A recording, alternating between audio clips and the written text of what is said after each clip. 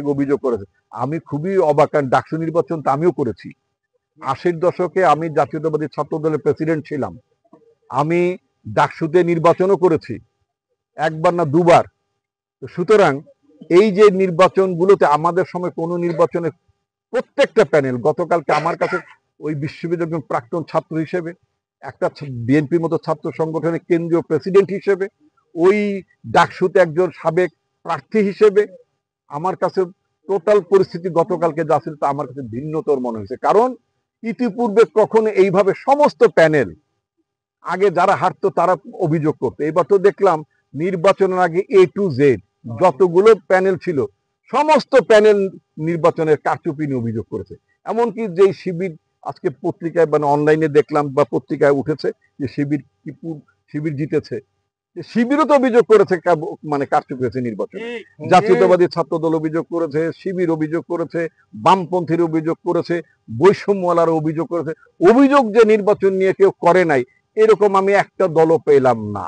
সুতরাং যেই নির্বাচন এতভাবে কালিমা লিপ্ত অথবা এতভাবে অভিযুক্ত, যে নির্বাচন এতভাবে কাঠগড়ায় দাঁড়ানো, এই ডাকসু নির্বাচনটা টোটালটাই সবাই মিলে এই নির্বাচনটাকে কাঠগড়ায় দাঁড় করিয়ে দিয়েছে। সুতরাং এর ফলাফলটা কাঠগড়ায় দাঁড়িয়ে গেছে। এখন আমি তো এখন মুন্সিগঞ্জের বিভিন্ন জায়গায় ভাঙছে। আমি টঙ্গিবাড়ি এবং আপনার লোহজং দুটো উপজেলা মিলে আমাদের নির্বাচনী আসন, আমার নির্বাচনী আসন মুন্সিগঞ্জ 2। অত্যন্ত দুঃখের বিষয় বলতে, লোহজংয়ের এক সময় এখানে 13-14টা আপনার ছিল, ইউনিয়ন ছিল। এই নদী ভাঙ্গনের কারণে 3টা উপজেলা কিন্তু নদীর গর্ভে চলে গেছে। সুতরাং নদী ভাঙ্গা নিয়ে কিন্তু আমরা অত্যন্ত কনসার্ন, অত্যন্ত উদ্বিগ্ন। কিন্তু অত্যন্ত পরিতাপের সঙ্গে আমরা যেটা দেখতে পাই সেটা হচ্ছে পানি উন্নয়ন বোর্ডের দুর্নীতি এবং তাদের অব্যবস্থাপনা, রাষ্ট্রের টাকা লুণ্ঠন এবং অপব্যবহার করার কারণে নদী ভাঙ্গনের কোনো কার্যকর ব্যবস্থা হচ্ছে না। নদী ভাঙ্গন রোধ করার জন্য ব্যবস্থা হচ্ছে ব্লক এবং জিও ব্যাগ ফেলা, এতে কোনো সন্দেহ নাই। কিন্তু যেই পরিমাণ জিও ব্যাগ ফেলার কথা সেই পরিমাণ জিও ব্যাগ ফেলে না। যেই স্ট্যান্ডার্ডের জিও ব্যাগ তৈরি করার কথা সেটা তারা করে না। যে ব্লকগুলো তৈরি করার কথা সেই ব্লকগুলো তারা তৈরি করে না। অর্থাৎ এই জায়গায় একটু বানায়, আরেক জায়গায় একটু বানায়, মাঝে মধ্যে ফাঁক দেয়। এটা কিন্তু আমাদের গোটা মুন্সিগঞ্জ জেলাকে আমরা মানে বিপদগ্রস্ত করে ফেলেছি। এবং শুধু তাই না, এই যে লোহজংয়ের ওখানে যে পদ্মা নদীর এই পারের, পদ্মা নদীর উত্তর প্রান্তটা তো লোহজংয়ের মধ্যে অবস্থিত, সেখানে পদ্মা নদী পর্যন্ত বিপদগ্রস্ত হয়ে যাচ্ছে। কারণ যেভাবে অবৈধ বালু উত্তোলন হচ্ছে, যেভাবে পদ্মা নদী ভাঙছে, আপনার লোহজং রিসোর্টের কথা আপনাদের অনেকের খেয়াল আছে, পদ্মা রিসোর্টের কথা খেয়াল আছে। সে পদ্মা রিসোর্ট কোথায়? পদ্মা রিসোর্ট ভেঙে গেছে, ও লোহজংয়ের ইউনিয়ন পরিষদ ভেঙে নদী গর্ভে চলে গেছে। সেই জন্য আমরা অনেক বেশি উদ্বিগ্ন, অনেক বেশি আমাদের উৎকণ্ঠা, যাতে সরকার এই দিঘির পাড় থেকে শুরু করে মুন্সিগঞ্জের শিলই থেকে শুরু করে অনেকগুলো নাম আমরা উল্লেখ করেছি, যেগুলো আমরা জেলা প্রশাসকের কাছে স্মারকলিপির মাধ্যমে আমরা সেটা জানাবো।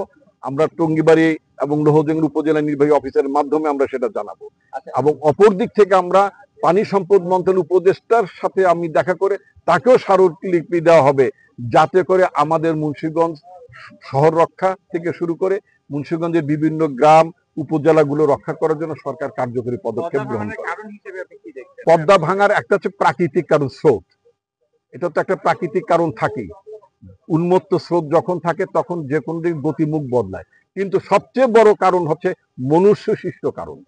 মনুষ্য সৃষ্ট কারণ হচ্ছে অতি লোভী লোকজন, যারা নিজের লাভের জন্য যারা অপরিকল্পিতভাবে নদী গর্ভ থেকে যারা বালু উত্তোলন করে, ড্রেজার ব্যবহার করে, তারপর কি বলে কাটার ফাটার কি বলে, এই যে এই সমস্ত কেটে যারা এই যে বালু উত্তোলন করে, তারা হয়তো ব্যক্তিগতভাবে কেউ লাভবান হয়, কিন্তু প্রকৃতপক্ষে ব্যক্তি লাভবান হলেও আমাদের অঞ্চলের অসংখ্য মানুষ তারা বাস্তুচ্যুত হয়েছে। আমি আমার বক্তব্যের মধ্যে বলে, তারা ঘর বাড়ি হারিয়েছে, তারা ব্যবসা হারিয়েছে, এক গ্রাম থেকে আরেক গ্রামে চলেছে, এক ইউনিয়ন থেকে আরেক ইউনিয়নে চলে গিয়েছে। হ্যাঁ, তো এটা তো ভালো, এখানে মসজিদ গেছে, এখানে মন্দির গেছে, ইউনিয়ন পরিষদ ভেঙে গেছে। সুতরাং আর কত? সুতরাং আমরা এই ব্যবস্থাটা পরিবর্তন চাই। এই ব্যবস্থা থেকে আমাদের জনগণকে আমরা রক্ষা করতে চাই। রক্ষা করার জন্য আমরা স্থায়ী এবং টেকসই বাঁধের কথা আমরা বলছি। স্পষ্ট ভাষায় বলি, আপনার আমার দলের নাম ব্যবহার করে যদি কেউ অপরিকল্পিতভাবে প্রশাসন অনুমোদন ব্যতি রেখে রাতের আধারে যদি কেউ ড্রেজার ব্যবহার করে বা বালু কাটে, এই এবং যদি মানুষের জনজীবন ক্ষতিগ্রস্ত হয় তার কারণে, সে আমার দলের লোক নয়, সে একটা দুর্বৃত্ত। এই ধরনের দুর্বৃত্তের সাথে দলের কোনো সম্পর্ক নাই। দুর্বৃত্তদের কোনো দায় দায়িত্ব দল গ্রহণ করে না। খুব স্পষ্ট কথা। আপনারা নির্ভয়ে নির্ভীকভাবে আপনারা সত্য উচ্চারণ করবেন এবং তাদের ব্যাপারে আপনারা পত্র পত্রিকা লিখবেন, জনমত তৈরি করেন। আমাদের দল আপনাদের সাথে আছে।